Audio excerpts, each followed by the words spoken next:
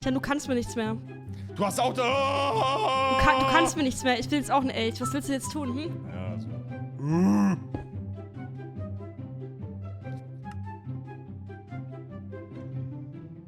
Ich wusste es. Ich wusste es. Irgendwas wird passieren.